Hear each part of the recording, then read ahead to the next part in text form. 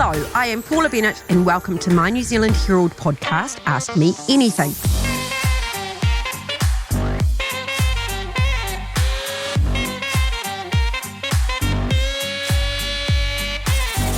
Now, one thing I've learnt in life is it's never too late to learn something new. So on this podcast, I talk to people from all walks of life to hear about how they got to where they are and get some advice and guidance on some of life's biggest questions.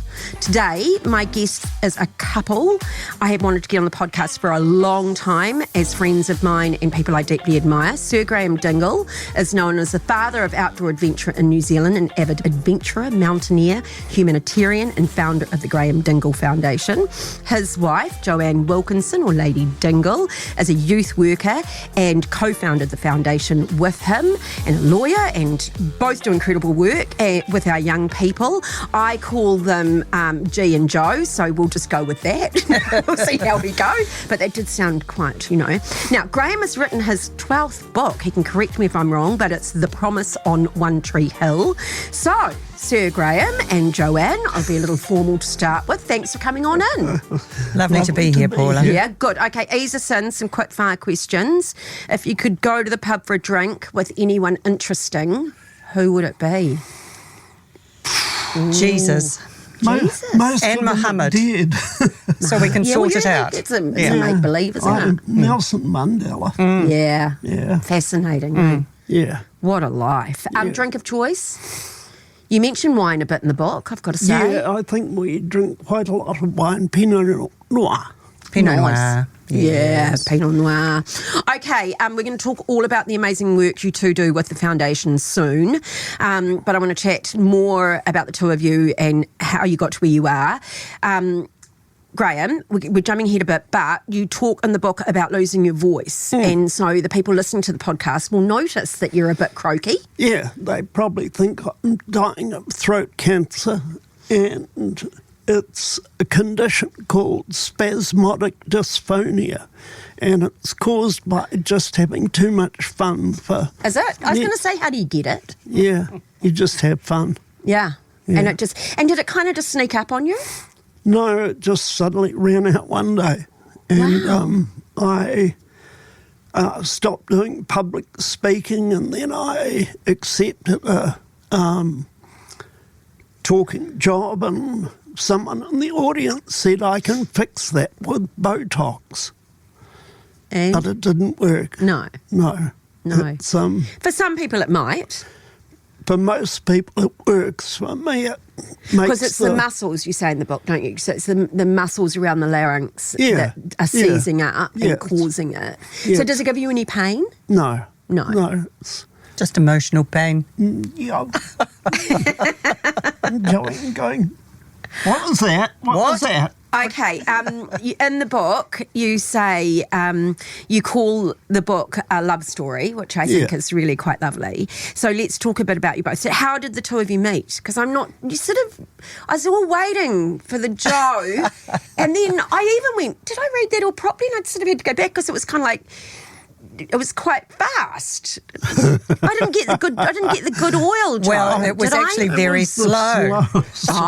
Romance in the world. So we had known each other as in a group of friends since 1984. Oh, wow, okay. And it wasn't until end of 1990, 91 that we sort of started Making eyes at each other. Looking at each other differently because our relationships had In a hot ended. tub.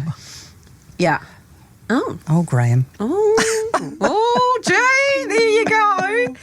But you're both adventurers, right? So, and if you had that group of friends and you'd known each other as friends, then you would know, because you have similar interests, don't you? I mean, I would never have gone with Graeme to do those mad things you both do. Well, when he asked me to go to the Arctic, I said I can't do that because I was sporty as opposed to adventure-y. Mm-hmm. And then I thought that's a bit self-limiting, really, so I'd better do it. Yeah, say yes and then work it out later. Yes. I always like that. So. Yes.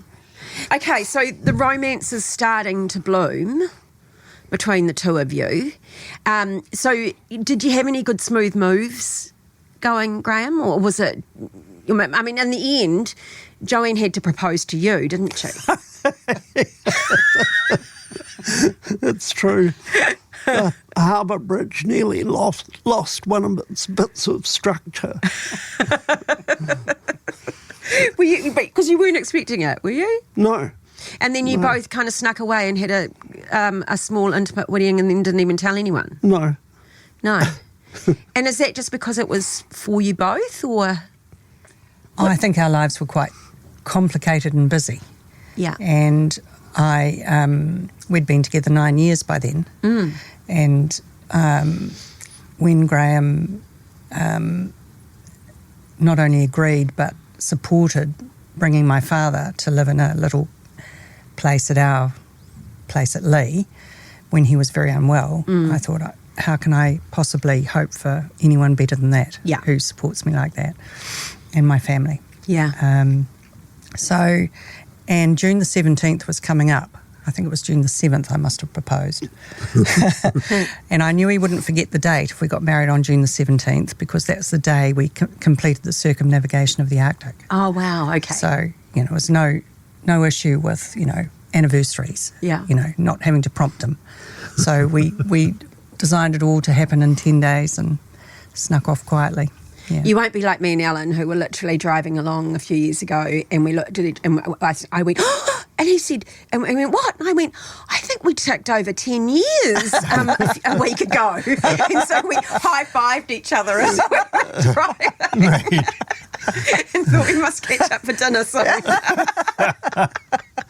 So we both forget. We're Amazing. terrible. So for you, Jo, what's probably been an experience that you've found most challenging with the adventures that you've gone on with Graeme? Because you talk about the Antarctic and pitched a tent, and so it's quite a different life. I mean, it's not for everyone. Well, that first one to the Arctic, when I thought I couldn't possibly do that, so I'd better, was a huge learning about not being afraid of the unknown. What's the point? Yeah. So let's just deal with things as they arise. So problem solving as you need to, and being more resilient than I expected I would be, and managing to cope more or less with Graeme's expedition leader mode.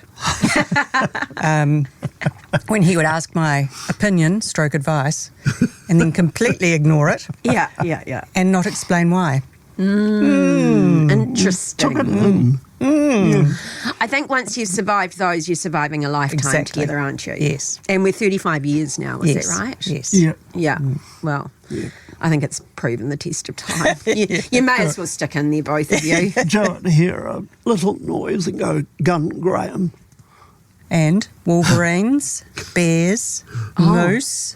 Really? Moose with babies. Yes, very dangerous. Wow. Oh, yeah, they would be, protecting their young and... Yeah, all of that. Oh, well, that's big adventures.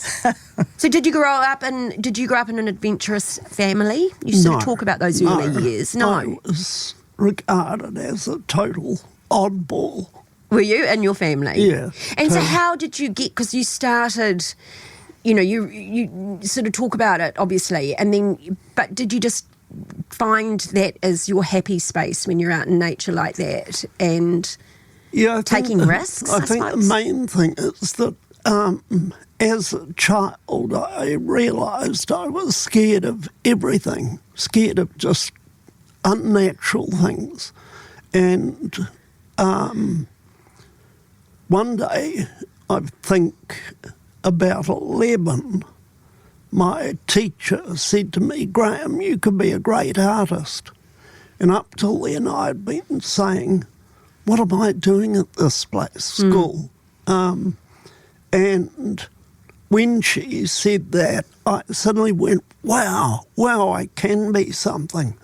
And I started to confront all the silly fears, scared of heights, scared of snakes in my... It's kind of ironic when, when you're climbing the highest possible heights. So I just confronted it. I just started going and climbing and saying it's scary, but you can do it. And you met some fascinating people, I mean, right throughout, and you still are, of course, but in those early years, was it those, because I kept thinking, well, how do you learn to mountaineer? I mean, like, because it's not like you kind of go and do a course, or you might now, but in those, back then you wouldn't have, would you? Just meet interesting people. No. Well, you could go into a course, but for me it was, I found the attitudes in climbing here in New Zealand really limiting.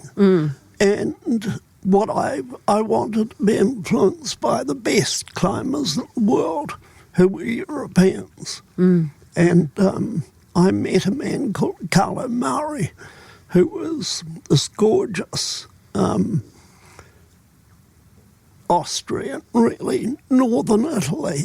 And he sort of inspired me, and we got on, and he gave me some gear, and I went out and started using it.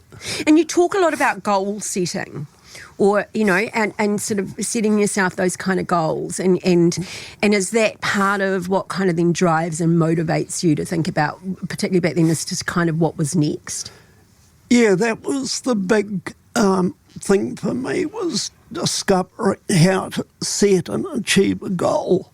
It seems obvious. I think it's one of the most basic things that distinguishes us as human beings, that we can do that and pursue it until we've achieved it. But in my case, it was reading an extract from a magazine that said that some extraordinary mountain runner called Cyclone Sinclair had run across the Tararuas in 7 hours and 14 minutes. And I wrote down in my little book, beat Cyclone Sinclair's record. And I did. I absolutely smashed it. Incredible. And I was just a skinny little kid. Yeah.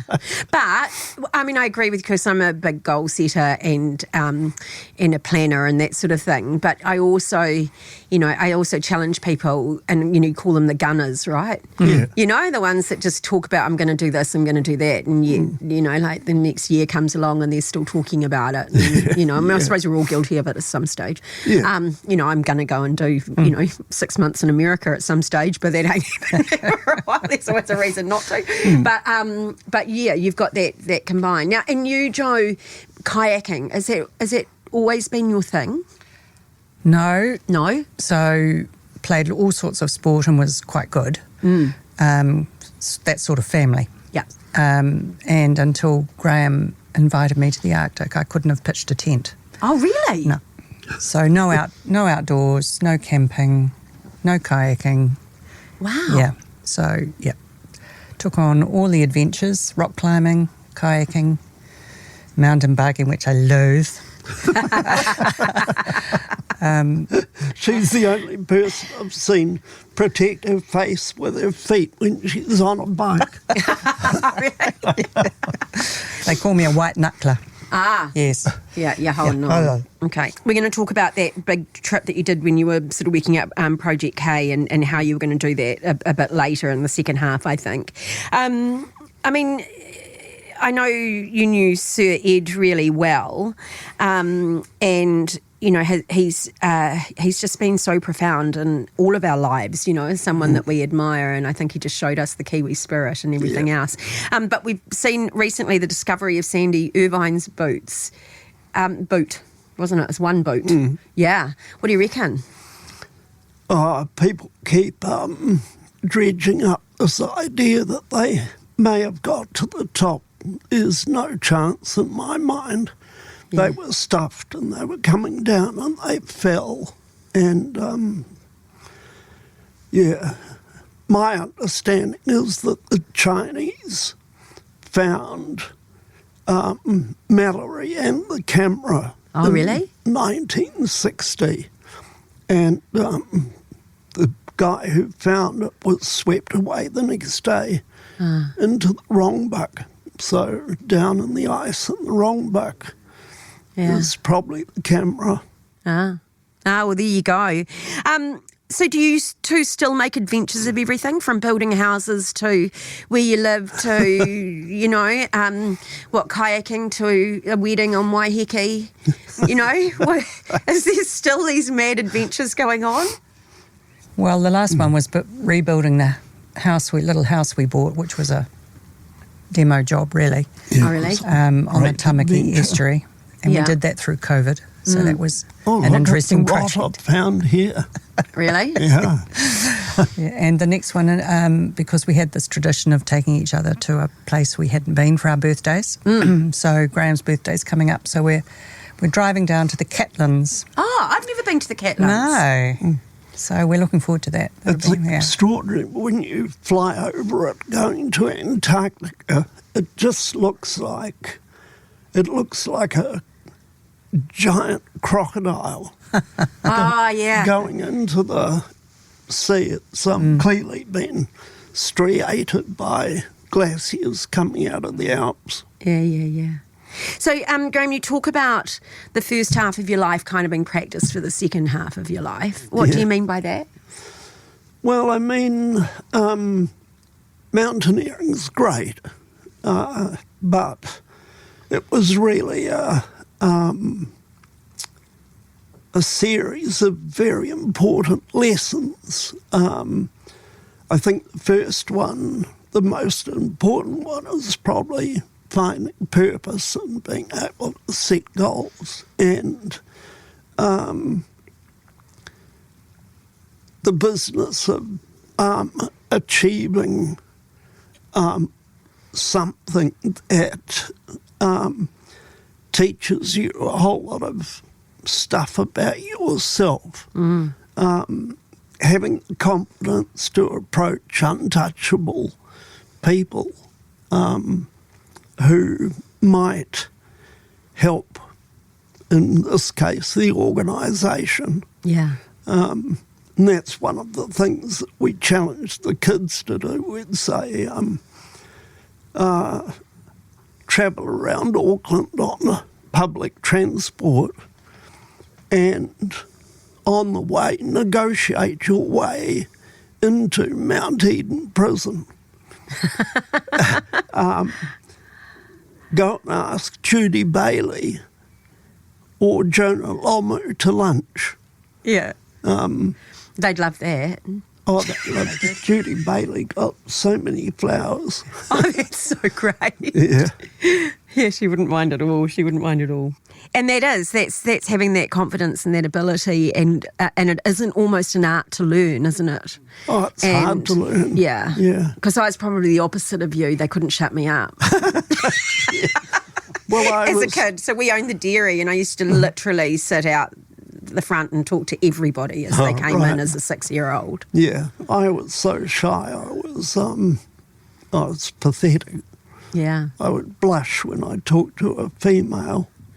But you found your thing, and your thing that you were obviously extraordinarily good at. Yeah. Do you like writing? And do you write down as you go to remember all? Because, there's a lot in this book. It's amazing. Yeah, I love writing. I'm either writing or painting in my spare time. Yeah. And then did you have to write a diary to remember these adventures and what you've done and whom you've met? Well, I've always kept diaries, but usually just what I did and what the date is. That can be enough, though, to prompt it. To prompt it and get it going. Okay, when we come back, we're going to talk about the foundation for both of you and where that's at and how that came about and what we're doing, and I think the incredible work that you do for young people.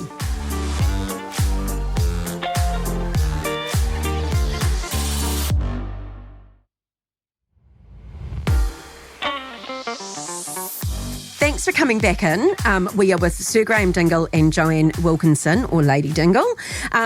So the two of you have had the most amazing life ambition. And look, I've talked to you guys about this a lot before, and it was neat reading those earlier years and all the rest of it. But you kind of came back to New Zealand, if you like. You'd done some of those adventures, and we're kind of appalled at the statistics for our young people and the fact, but instead of sitting back and thinking you wouldn't do anything, you leapt in, the two of you, and started developing what was then Project K, was the beginning, wasn't it? Yeah, we went to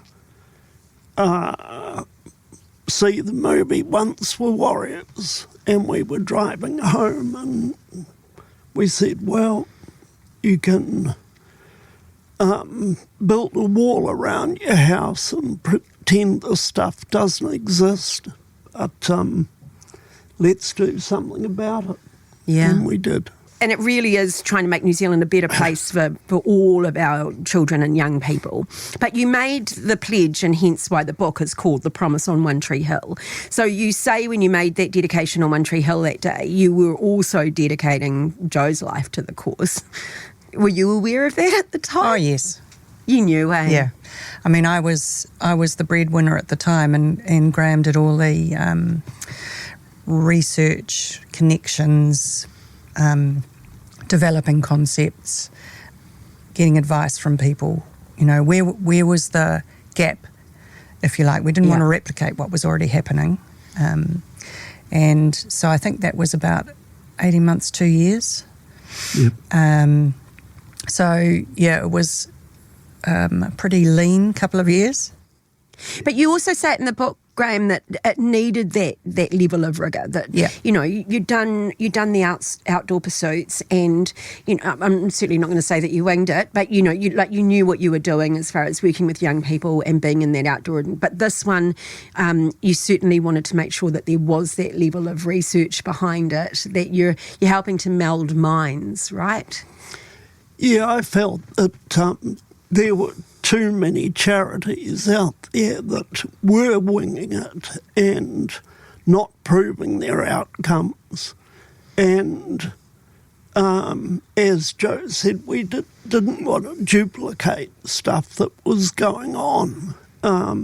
We wanted to make a real difference in one space, and we discovered that that space was kids who were skidding towards the edge of the cliff, but hadn't yet fallen over it. And we thought that we could make a difference there.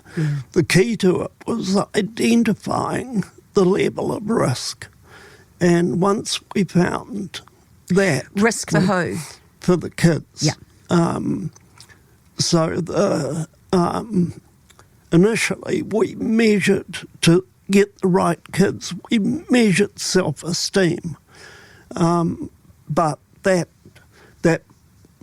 got us going, but it wasn't holistic enough. And then we started measuring self-efficacy. Okay. And so we'd measure the self-efficacy of every kid in Year 10 and offer the Project K program to the kids with the lowest self-efficacy. Okay, we better take a step sideways. So there'll be people that don't know about the Graeme Dingle Foundation and what you do. Yeah. So explain, one of you, both of you, what it is you do, what the programs are. Let's explain it to people. So in 2024, we have about 27,000 kids in programs around the country. Kids aged 5 through to 24, both school-based and community-based. Positive youth development is, if you like, the way we approach things. So it's in schools, in the primary schools, it's all of school, every year of their primary school, positive values, attitudes, behaviours, give it a go, respect, integrity, you know.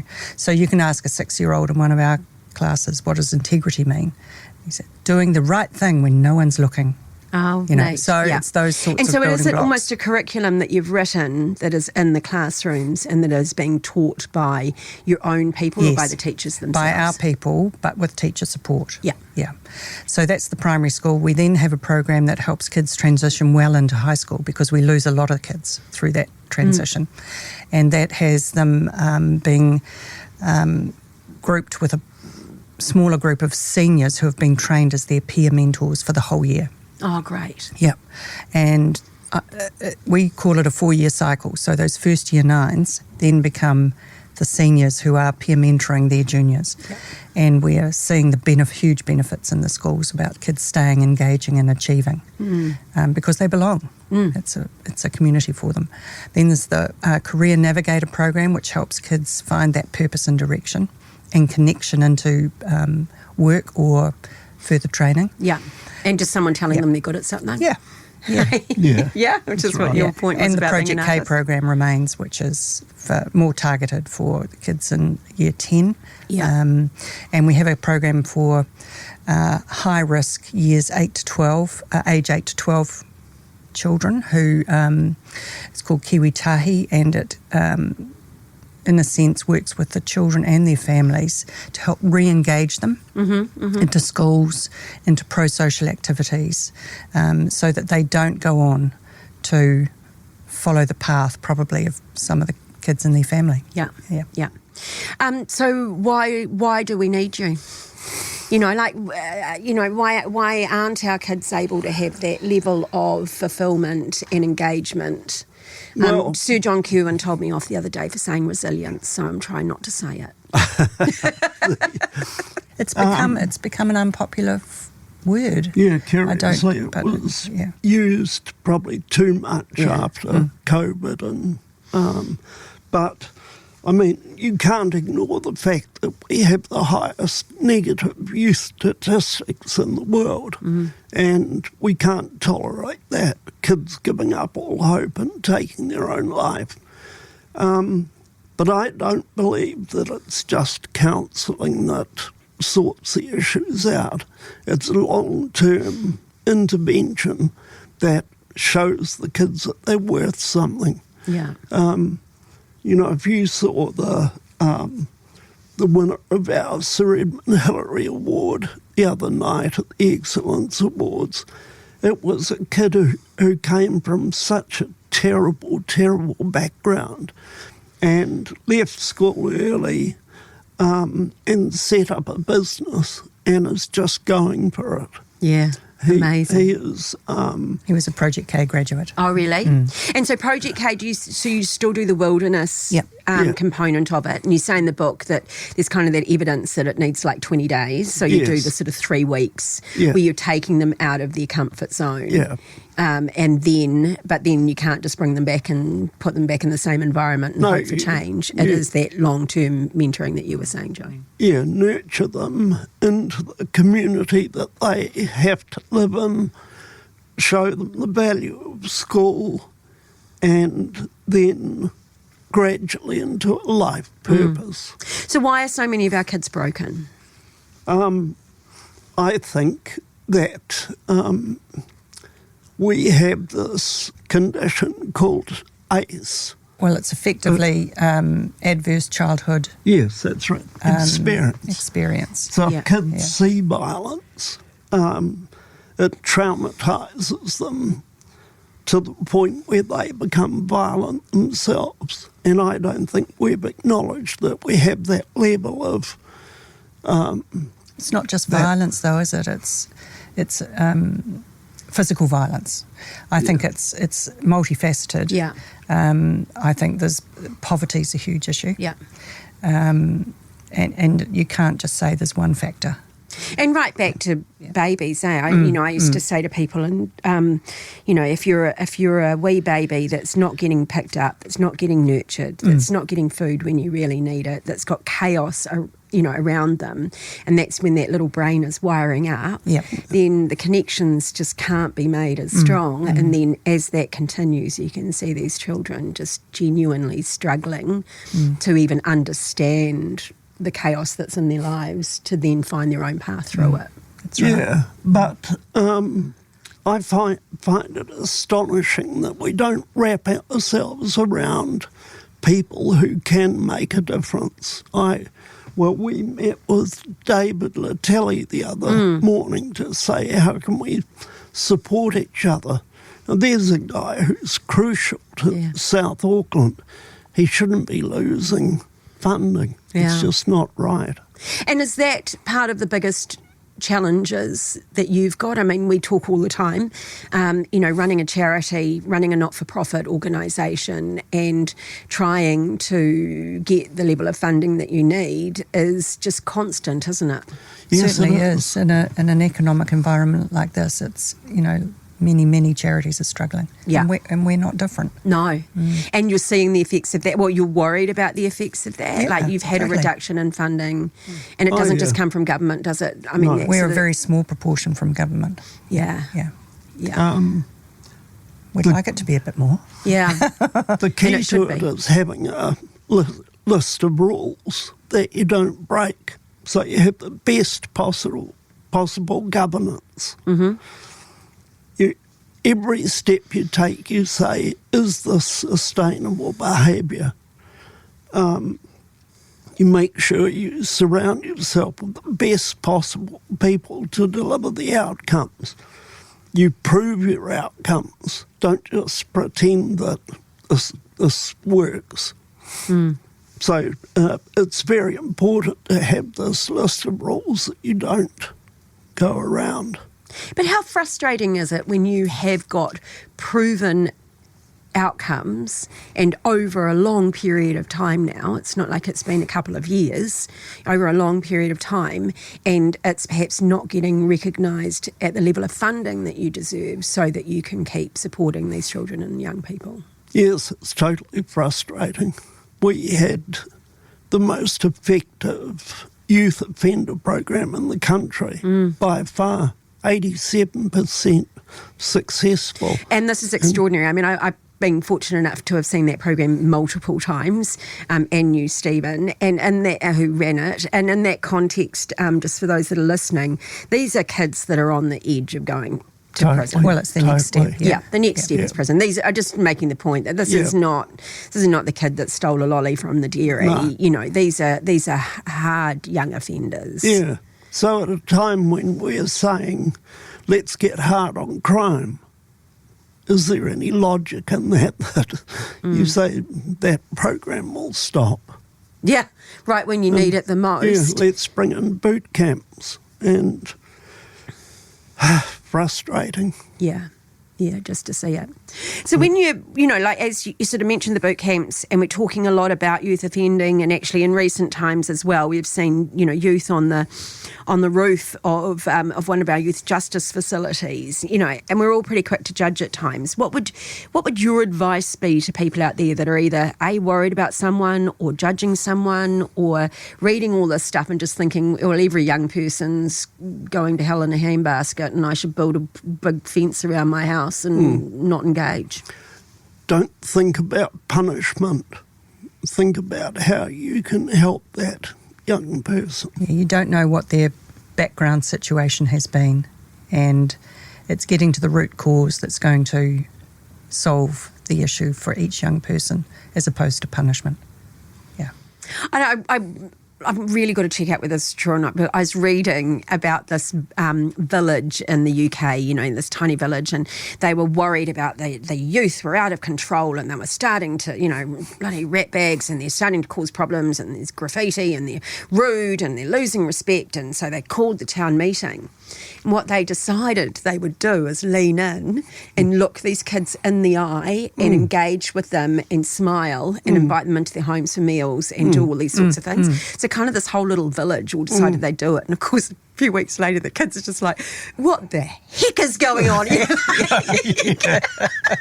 So instead of leaning out, they leaned in, so instead of going, pointing the finger and doing all of that and punishing, they decided instead that they would solve this with love, effectively. Yeah. Actually it's not them and us, it's all of us. And, so I always loved that. So what's next? What's next as far as the program? So you've got you were chief executive for quite some time, weren't you, Jo? 6 years. Yeah. Yeah.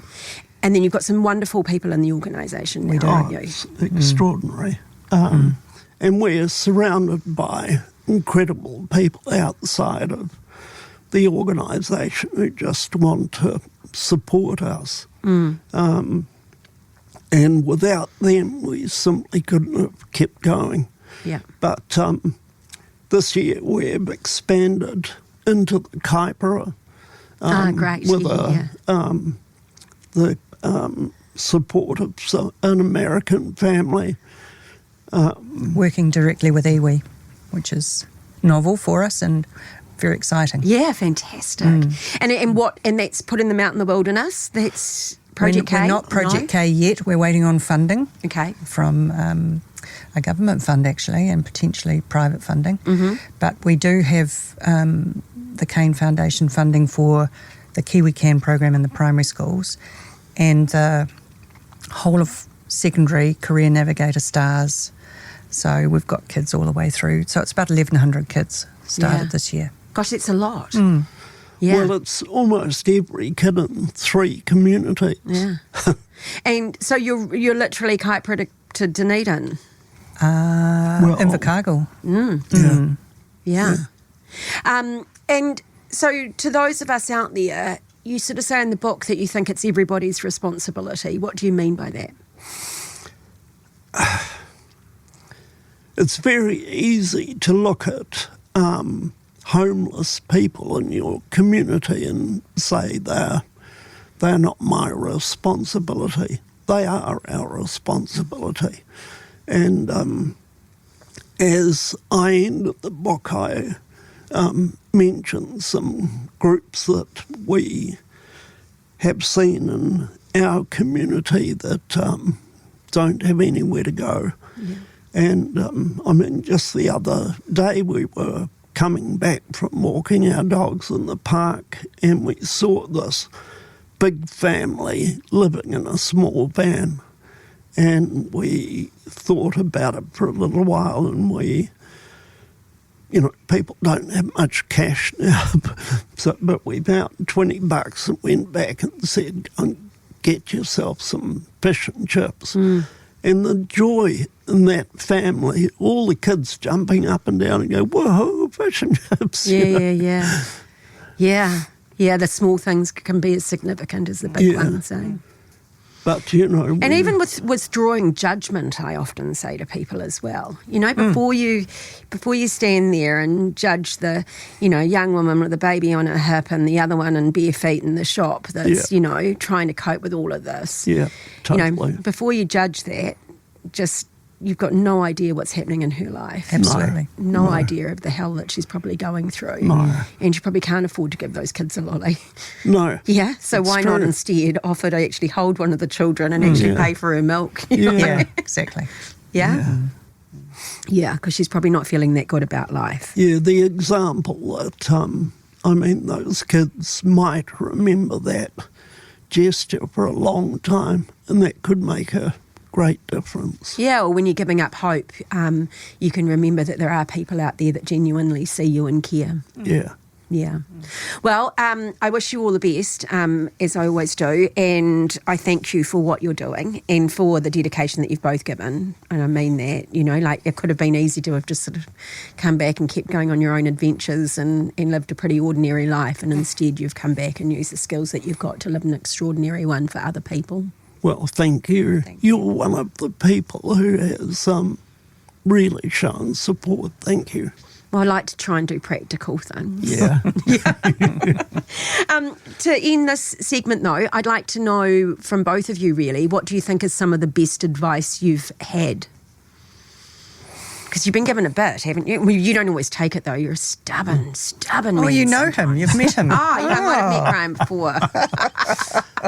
I think this was the hardest question I've ever been asked. But I go back to when I was 20, I fell off an ice climb and hurt myself quite badly. And I limped up to my mother and said, "Is my dream to become a great mountaineer the dream of a mad person?" And she looked at me with a quite alarmed look on her face and said, when I was pregnant with you, I had this desire to climb hills, and when you were born it completely left me, and I've always been concerned that you would be a mountaineer, but I accept it and I think you should go for it. Yeah, she's saying it's in your DNA. Yeah, It's ingrained in whom you are. Yeah, extraordinary advice, and through that I learned about myself. Yeah, I like it. What about you, Jo? I think the thing that springs to mind for me is, as someone in my 20s, same sort of age, interestingly, I found myself kind of trying to be something I thought people would want, you know. But I found myself telling little porkies to be that person. And caught myself doing it, and I thought, actually, I don't really like that. And the advice I gave myself was, be who you say you are. Don't be who you think other people want you to be. Yeah. Just and be that's true. strong, right? Yeah, That's powerful in its own right, because we can see it more now with social media and things, that people are trying so hard to please everybody else and show the pictures of what a perfect life you're living, and yet in some respects they're probably more isolated and more lonely. Exactly. Yeah.